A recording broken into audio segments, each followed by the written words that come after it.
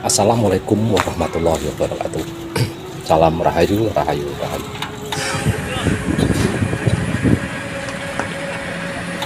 Teman-teman, jumpa lagi dengan Lancan Heru, channel yang membahas tentang cerita-cerita bersejarah, teman-teman. Sebelum kita lanjutkan pembahasan tentang video kali ini, saya berharap teman-teman bisa menikmati momen-momen dalam video ini dengan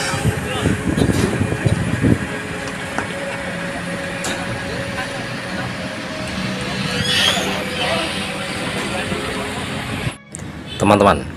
Di akhir kekuasaannya, Airlangga itu terpaksa membelah kerajaannya menjadi dua untuk menghindari perang saudara yang terjadi pada kedua putranya, teman-teman. Jadi Kauripan dibelah menjadi dua untuk kedua putranya. Kerajaan Kauripan yang dibelah menjadi dua yaitu menjadi Kerajaan Panjalu dan Kerajaan Daha atau Kediri, teman-teman.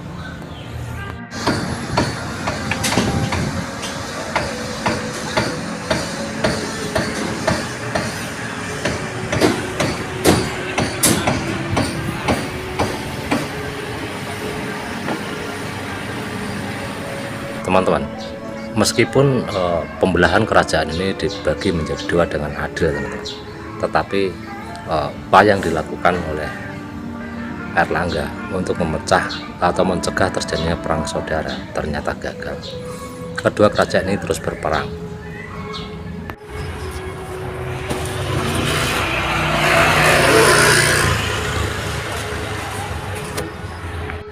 Meskipun pernah sekali kerajaan ini bisa menyatu, teman-teman, ketika Sri Jayabaya atau Prabu Jayabaya itu berkuasa di Kediri atau Daha, teman-teman, berhasil menaklukkan Jenggala pada tahun 1135 Masehi.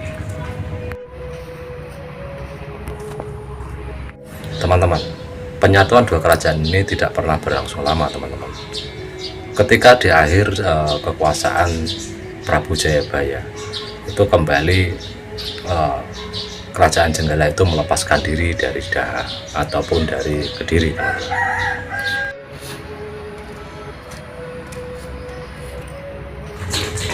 teman-teman. Upaya penyatuan kedua kerajaan ini berlangsung selama bertahun-tahun, tetapi dengan kekuatan militer itu banyak sekali mengalami kegagalan, teman-teman. Tetapi pada masa Prabu Kameswara itu berusaha untuk menyatukan kedua kerajaan ini menggunakan jalur cinta atau kasmaran,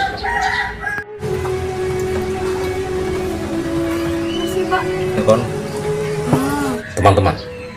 Di dalam prasasti Semanding itu tertulis bahwa Raja Kameswara itu adalah raja dari Daha ataupun Kediri, teman-teman. Teman-teman, tidak banyak tulisan-tulisan sejarah mengenai Raja Kameswara ini, teman-teman, kecuali peninggalan dari seorang pujangga istana yang pada waktu itu menuliskan Kakawin Asmaradana, yaitu untuk menggambarkan kisah dari Raja Kameswara ini. Ikatan itu untuk menyatukan wangsa yang, teman-teman, pujangga istana itu bernama Empu Darmaja, teman-teman, yaitu seorang empu yang membuat atau mengubah Kakawin Asmaradana yang menceritakan tentang kisah percintaan dari Raja Kameswara ini dalam upaya menyatukan kedua kerajaan ini, yaitu Kerajaan Kediri dan Kerajaan Jenggala, teman-teman.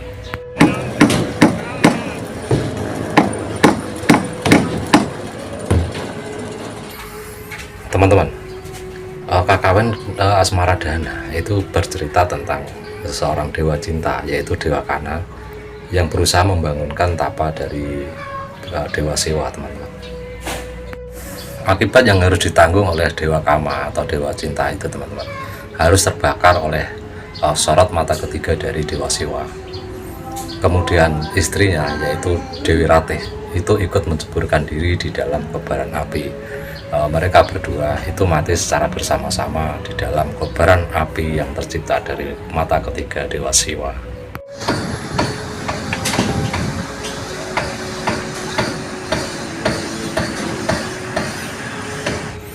Teman-teman, Empu Darmaja menggugah kawin ini untuk merayakan pesta perkawinan antara Kameswara dengan istrinya. Yang teman-teman, pujangga istana itu berusaha untuk merayakan pesta penyatuan dua kerajaan dengan perkawinan Raja Kameswara, teman-teman, yaitu penyatuan kerajaan Daha atau Kediri dengan kerajaan Jenggala. Teman-teman, setelah masa pemerintahan Kameswara berakhir, itu kerajaan Jenggala itu lenyap, teman-teman. Tetapi diduga itu berubah menjadi Tumapel, sebuah kerajaan kecil di bawah kepengaruh atau kekuasaan Kediri, ya teman-teman.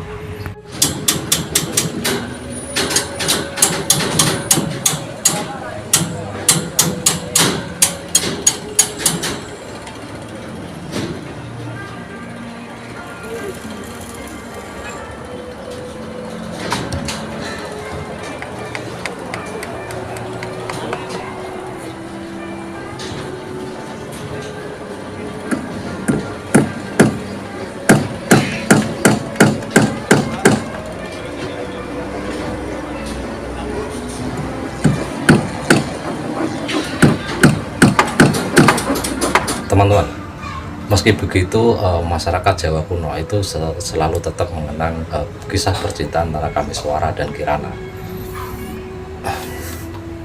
Kisah ini terus berkembang dari abad ke-12, teman-teman.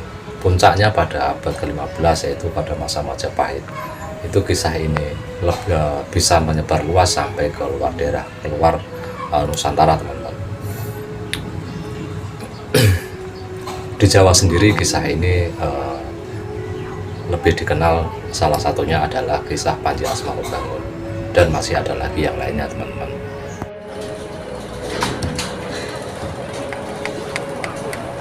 Teman-teman, cerita Panji Asmarobangun ini sudah populer dari zaman Kediri, teman-teman. Dari zaman Kediri sampai pada puncak-puncaknya ketika abad 15, teman-teman, yaitu ketika kejayaan Majapahit. Bahkan sampai sekarang masih ada di pagelaran pentas seni terumbu karang orang, teman-teman, itu dengan lakon Panji Asmarobangun itu masih begitu dominan dan begitu dikenal oleh masyarakat luas di Jawa.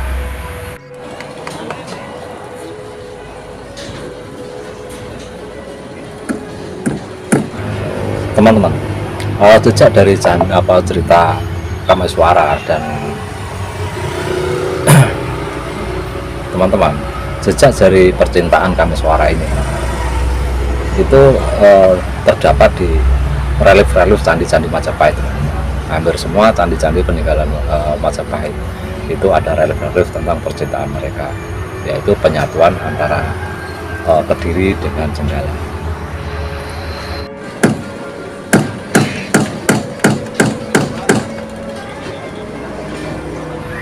Teman-teman, yang menjadi ciri khas tokoh Panji di dalam legenda cerita asmara ini, teman-teman, itu selalu didampingi oleh Punakawan dan dalam rangka mencari cinta sejatinya, yaitu Sekartaji,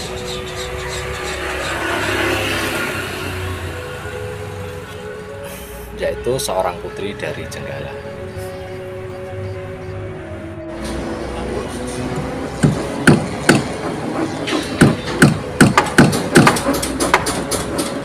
Teman-teman, cerita Panji ini tersebar di masyarakat dari mulut ke mulut atau tertular secara turun-temurun. Mungkin diantaranya kita telah tidak asing, teman-teman.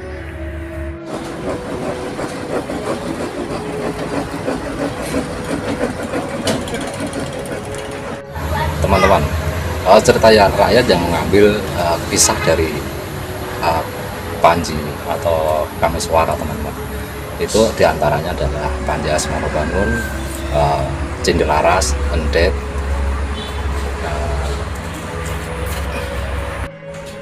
Keong Mas, Golek Kencana, dan lain-lain, teman-teman. Meskipun banyak cerita yang beredar terilustrasi